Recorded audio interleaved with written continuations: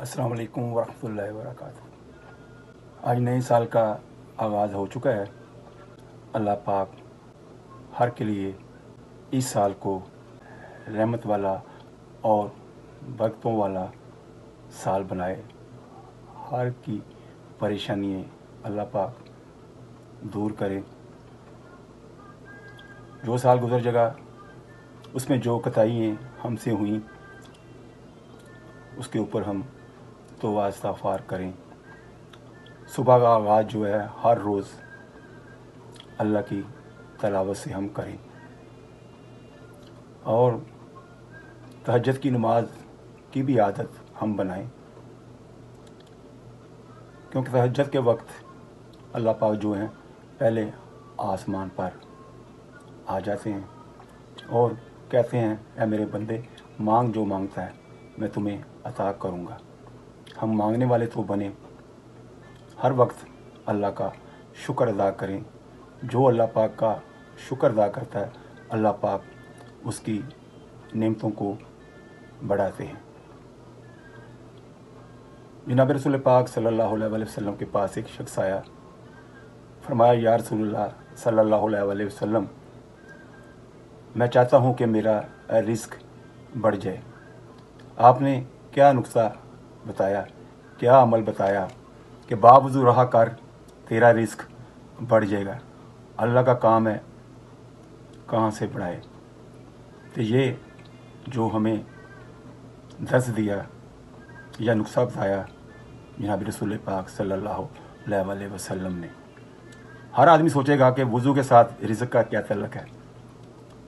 दुनिया की हर बात जो है वो गलत हो सकती है, नबी का कहा हुआ फरमान कभी गलत नहीं हो सकता। एक और शख्स आया कि या रसूलल्लाह सल्लल्लाहु अलैहि वसल्लम, मैं चाहता हूँ कि मैं सबसे बड़ा आदमी बन जाऊँ। जनाब रसूल पाक सल्लल्लाहु अलैहि वसल्लम ने इरशाद फरमाया, अपनी हाजत अल्लाह के सिवा किसी को ना बताओ। अपनी हाजत अल्लाह के सिवा किसी को ना बताओ, सबसे बड़े आदमी बन जाओगे। आपको जब भी कोई मुश्किल परेशानी पेश आए फ़ौरन 2 नफल पढ़ें, अल्लाह के हजूर झुक जाएं।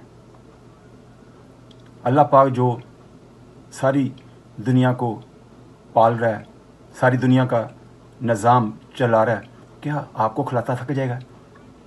हमें थोड़ी सी परेशानी होती है, हम रिश्तेदारों की तरफ भागेंगे या किसी जानने वाले की तरफ भागेंगे। कभी हमारे दिल में ये ख्याल नहीं आया कि हम अल्लाह के हुजूर झुकें, वज़ू करें, 2 नफल हाजत के पढ़ें और अल्लाह से मांगें। अल्लाह पाक कभी भी हमारी दुआओं को रद्द नहीं करते। जमा ज़रूर होती रहती हैं, हर चीज़ का एक वक्त होता है। अल्लाह पाक जो है दुआओं को ज़रूर कबूल करते हैं। कभी भी अल्लाह पाक की नाफरमानी ना करें और अल्लाह पाक से ना उम्मीद ना हो। अल्लाह पाक बड़े ही कारसाज हैं। हर रोज़ जो है आप अपनी नमाज की तरतीब बनाएं, अपने कुरान मजीद को वक्त दें, ये बड़ा ज़रूरी है। मेरा रोज़ का अमूर है, मैं चाहे